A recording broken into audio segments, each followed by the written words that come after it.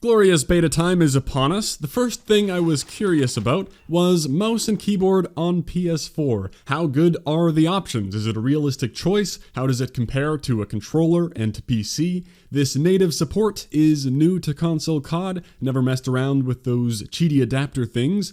If you're here for the short answer, yes, it works well. There's tons of options, all the bindings and sensitivity settings you would expect from a modern game, except that you still cannot change your field of view on console. I don't know the reason for that. I doubt it's just a dated practice. I have to assume it's a hardware performance thing where increasing the FOV would be rendering too much for the old consoles to handle. That's my best guess at the problem, although I've never heard anyone say that. So, I don't know, bummer, but that isn't directly related to mouse or controller. It would just be a nice feature all around. So if you'd like to try a mouse and keyboard on console, you certainly can. You just have to plug them right in, it should recognize them, turn off your controller, and you're good to go. As far as, does it give you an advantage? Should you be pissed off when you see a mouse icon in your lobby? Is it cheating?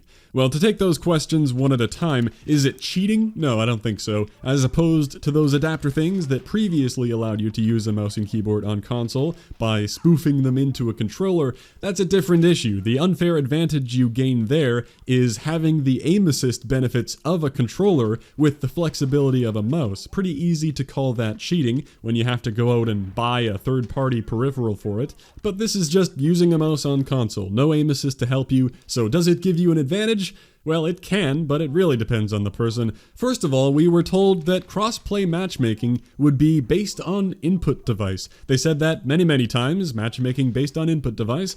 Of course, that can't be the case right now because it's a PS4 only beta, and there aren't enough mouse players for me to be in my own lobby with them. If there were PC players and I queued with cross-play enabled, I might end up with more PC players. But I'm not as confident in that anymore. It seemed like they may be changing up how crossplay is working, because on their roadmap they said they'll be discussing crossplay details next week. I thought it was already pretty discussed, and with there being a setting to completely disable crossplay, does that mean that a mouse player on PS4 with crossplay turned off would only ever match with PS4 players, or would they only ever match with mouse players? Because only matching with PS4 players seems more likely to me.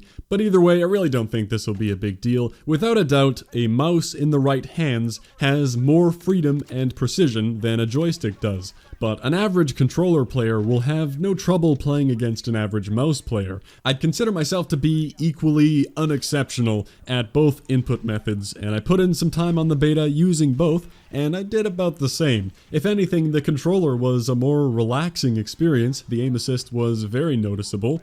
I know back in the Gunfight Alpha, I was saying I wanted to get a better feel for the game and the movement with a mouse and keyboard, because going back to a controller felt confined and sluggish. Of course, I was met with 50 comments of people saying, Modern Warfare supports mouse and keyboard, you can just plug it in. Yes, I knew that, but in the alpha they didn't have these settings. You couldn't even adjust sensitivity. It wasn't what I would consider usable. The controller settings were pretty bare bones back then too. Now that it's all here, yeah, it was fun to use. Although I still can't say I have the full, smooth experience I was looking for, because first of all, my setup was pretty scuffed. My main mouse and keyboard I still needed to be able to use on my PC, and they're routed through the wall. It would have been a major pain to swap them out. So I hooked up a second mouse that I hate, and a crappy keyboard, all awkwardly squished onto one desk, so that wasn't ideal. Second, there's more to PC than just the input method. I'm looking forward to the higher FOV, the heavenly 144 Hz, the crisper graphics. Next weekend will be nice when I can finally play the game normally and not have any more lame excuses about it feeling a little off.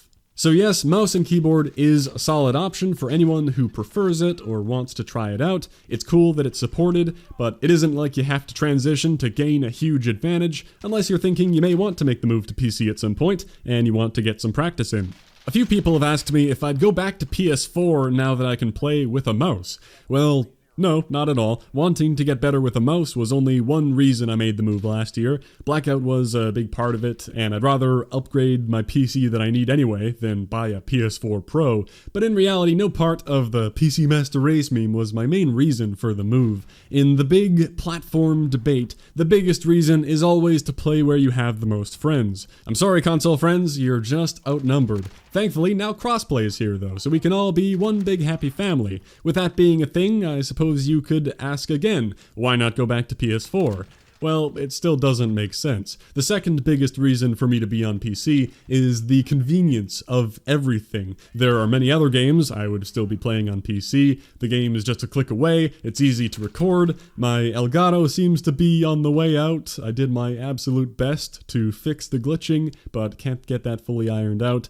It's nice to not pay for PS Plus, not a big thing, but something. And with there being no delay, it's much easier to livestream if I were ever inclined. Probably not, but essentially everything is easier on PC. The only advantage I see on PS4 is getting COD content a week early. And I can get over the delay personally. When it comes to being able to make videos about new stuff, it's a bummer I guess, but I'm never much of a news channel anyway.